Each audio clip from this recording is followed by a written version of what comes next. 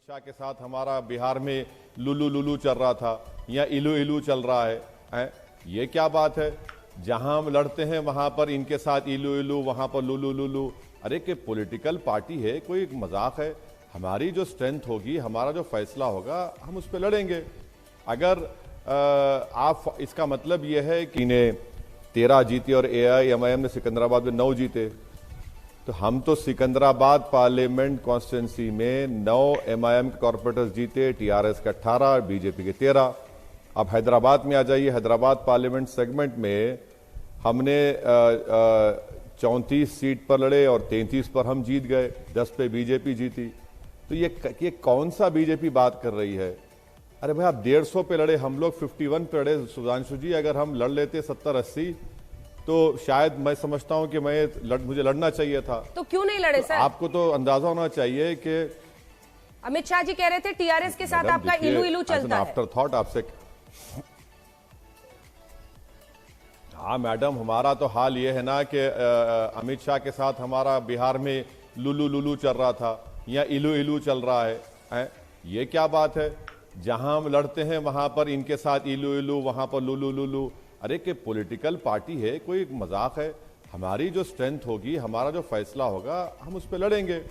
अगर आप इसका मतलब यह है कि जो बीजेपी 48 जीती, तो क्या बीजेपी को शिकायत मुझसे है कि मैं ज्यादा सीट नहीं लड़ा?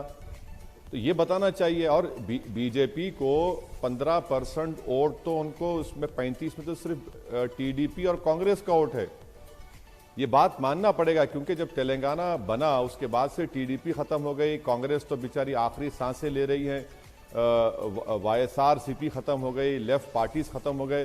तो एक वैक्यूम था जिसको बीजेपी ने फिल किया। वो बात बिल्कुल सही है। तो 35 में तो 15% तो वोट उनका TDP का और कांग्रेस का है। उसमें वैक्यूम फिल किया सर, या आपने पोलराइजेशन के लिए ऐसी पिच दे दी कि इन्होंने अच्छी बैटिंग कर दी और सारा नुकसान हो गया TRS का? आप वहीं, उनको फायदा हुआ पोलराइजेशन का, आप वहीं रह गए। मैडम देखिए, अगर आप जो बात कह रहे हैं सच है, तो ये बड़ी बदबख्ती की बात है कि बीजेपी ने हिंदू मुस्लिम करके ये इलेक्शन जीता है। मेरा मानना यह है कि म्युनिसिपल इलेक्शन में बीजेपी ने पुराने शहर के ताल्लुक से कहा था कि इसको हम सर्जिकल स्ट्राइक करेंगे, आप वहाँ पर कुछ नहीं कर सके, डेमोक्रेटिक स्ट्राइक उल्टा आप पर पड़ गया। बीजेपी ने यूपी के मुख्यमंत्री को बुलाया, जिस वार्ड में वहाँ पर 3 वार्ड पर MIM ने कामयाबी हासिल की। अमित शाह को आपने कहा था कि 4 मीनार में बुलाया, घासी बाजार डिवीजन में बीजेपी से जीत गए। तो ये बात समझने की ज़रूरत है कि यकीनन TRS को अपना इंट्रोस्पेक्शन करना पड़ेगा, और मुझे यकीन है कि KCR बड़े लीडर हैं, सगेशियस लीडर हैं, वो इंट्रोस्पेक्शन करेंगे। मगर बहुत ज़्यादा आप लोग क्रेडिट दे रहे हैं बीजेपी को। 150 सीट लड़े हैं, 150 में 48 पर जीते हैं, और ये एक वक्तिया कामयाबी है। मैं आपको इसलिए कह रहा हूं मैडम कि निजामाबाद म्युनिसिपल कॉर्पोरेशन, जहां पे बीजेपी का MP है, वहां पर बीजेपी का मेयर डिप्टी मेयर नहीं है। 10 महीने पहले इलेक्शन हुआ। करीमनगर म्युनिसिपल कॉर्पोरेशन बीजेपी का प्रेसिडेंट है, तेलंगाना का MP है, वहां पर बीजेपी का मेयर डिप्टी मेयर नहीं है। तो ये एक वैक्यूम क्रिएट हुआ, और यकीनन हमको लगता है कि ये एक वक्तिया कामयाबी है। ज्यादा बीजेपी ख्वाब देखना छोड़ दें।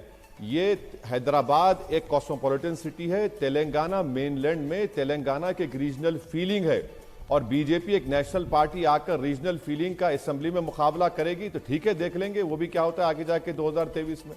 यूं ही ख्वाब सजा लिए 2023 के सुधांशु जी?